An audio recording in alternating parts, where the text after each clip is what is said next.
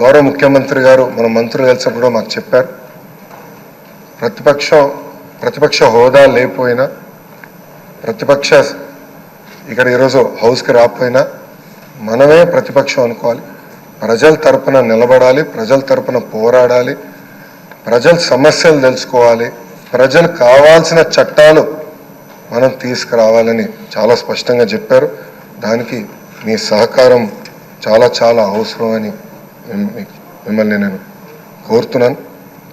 అయ్యన్నథ్ పాత్రుడు గారిపైన ఎన్ని కేసులు పెట్టినా, ఎన్ని రకాలుగా హింసించినా ఆయన ఒకే మాట చెప్పేవారు, నేను తగ్గేదే లేదనేవారు. అహర్నిశలు పోరాడేవారు. గన్నవరం సభలో కూడా మీరు ఆనాడు వచ్చి మాట్లాడితే కూడా మరుసటి రోజు మీ పైన కేసు పెట్టి నాన్ బెయిలబుల్ వారెంట్ కూడా ఇష్యూ చేస్తాం చూసాం. కానీ అయ్యన్నథ్ పాత్రుడు ఎప్పుడు తగ్గలేదు, ఎప్పుడు పోరాడితే ఉన్నారు. ఆ స్ఫూర్తిని మేము అందరం కూడా హౌస్కి తీసుకెళ్తాం. మీ దగ్గర నుంచి మేము చాలా నేర్చుకోవాల్సిన అవసరం ఉంది.